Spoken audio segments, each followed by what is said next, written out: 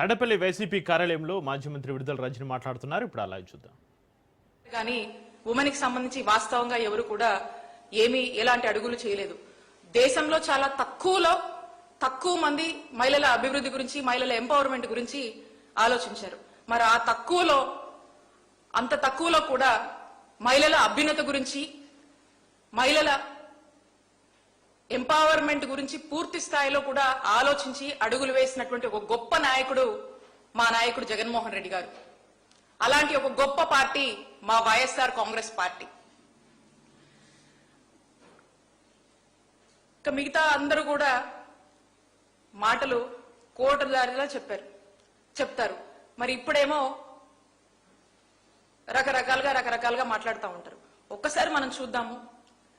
మా వైఎస్ఆర్ కాంగ్రెస్ పార్టీ మా 5 ఏళ్ల జగనన్న పాలనలో మహిళల్ని మహారాణులుగా చూసేందుకు వేసినటువంటి అడుగులు, మొదటి నుంచి కూడా వేస్తూ వచ్చినటువంటి అడుగులు రాష్ట్ర ప్రజలందరికీ కూడా తెలుసు. మా జగనన్న ప్రభుత్వం హయాములో 5 ఏళ్లలో ప్రతి పథకం కూడా మనం చూసుకున్నట్టయితే 90% పథకాలు మహిళల అభ్యున్నతి కోసము, మహిళల్ని ఆర్థికంగా బలపరిచేందుకు, మహిళల్ని అన్ని విధాలుగా అండగా ఉండి మహిళల యొక్క గౌరవం పెంచే దిశగా మరి పథకాలు అమలు చేయడం జరిగింది. మనం చెప్పుకుంటూ పోతే ఒక అమ్మఒడి దగ్గర నుంచి చూద్దాం. జగనన్న అమ్మఒడి కావచ్చు, మహిళల పేర్ల మీద ఇళ్ల పట్టాలు కావచ్చు, కాపు నేస్తం కావచ్చు, ఈబీసీ నేస్తం కావచ్చు, 0 వడ్డీ కావచ్చు, వైఎస్ఆర్ చేయుత కావచ్చు, ఇలా చెప్పుకుంటూ పోతే అనేక పథకాలు. మరి ఈ పథకాలన్నీ కూడా మహిళలకి, మహిళల అకౌంట్లోకి, మహిళల పేరుతో మరి అన్ని కూడా ఇళ్ల పట్టాలు లాంటివి పెట్టి మహిళల యొక్క ఆర్థిక పరిస్థితిని మెరుగుపరిచాము. ఆ ఇళ్లలో సమాజంలో మహిళల యొక్క గౌరవాన్ని జగన్మోహన్ రెడ్డి గారు పెంచారు.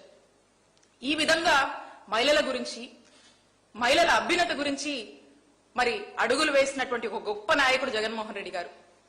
ఇంతేకాదు, మహిళలకు రాజకీయంగా అనేక అవకాశాలు ఇచ్చి, ఒక మహిళని హోమ్ మినిస్టర్ చేసి, ఒక డిప్యూటీ సీఎం అవకాశం ఒక మహిళకి ఇచ్చి, ఇలా అనేక అవకాశాలు రాజకీయంగా కావచ్చు, ఉన్నటువంటి అన్ని అవకాశాల్లో కూడా మహిళలను ముందు పెట్టి మహిళలకు గొప్ప అవకాశాలు కల్పించి రాజకీయంగా ఎంతో చైతన్యపరిచి మరి ఉన్నటువంటి నామినేటెడ్ కాంట్రాక్ట్స్ లో, నామినేటెడ్ వర్క్స్ లో కూడా 50% అవకాశాలు మహిళలకే కల్పించినటువంటి గొప్ప నాయకుడు జగన్మోహన్ రెడ్డి గారు.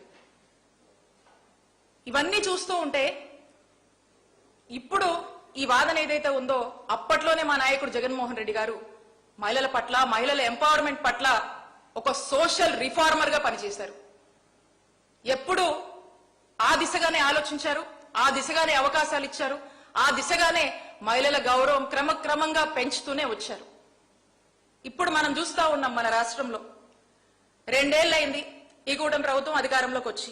2 ఏళ్ల నుంచి ఏం చేస్తా ఉన్నారు? ఏం జరిగింది ఈ రాష్ట్రంలో? ఈ 2 ఏళ్ల నుంచి చూస్తుంటే చంద్రబాబు నాయుడు గారు వచ్చాక ఈ రాష్ట్రంలో సాధించినటువంటి ఘనత ఏంటో చెప్పనా? మహిళల మీద దాడులు, మహిళల మీద అఘాయిత్యాలు, మహిళల యొక్క హత్యలు, ఇవన్నీ తట్టుకోలేక ఆ మహిళలు చేసుకుంటున్నటువంటి ఆత్మహత్యలు. ఇదే చంద్రబాబు నాయుడు గారి ప్రభుత్వం వచ్చాక వాళ్ళు సాధించినటువంటి ఘనత.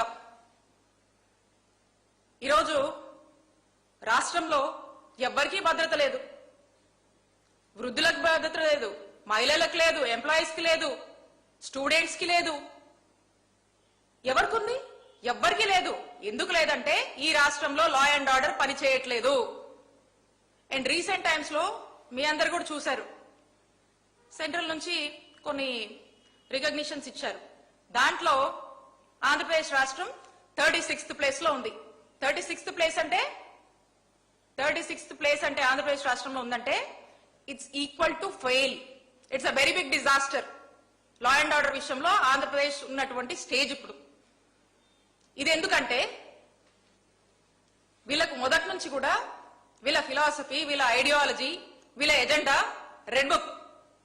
దానివల్ల మొత్తం పోలీస్ వ్యవస్థకు కూడా వీళ్ళు ఇచ్చినటువంటి ఇన్స్ట్రక్షన్స్ ఈ రెడ్ బుక్ అమలు, దీని మీదనే ఇచ్చారు.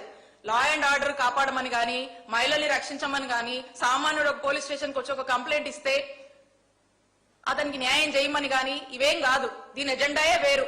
వైఎస్ఆర్ కాంగ్రెస్ పార్టీ వాళ్ళని టార్గెట్ చేయడము, సామాన్యుడికి రక్షణ లేకపోవడం, ఇది దీని ఎజెండా. ఈ ఎజెండాలో భాగంగా ఈ రెడ్ బుక్ అమలు చేసే దాంట్లో పోలీసులు, పోలీస్ యంత్రాంగం పూర్తిగా కూడా బిజీగా ఉంది.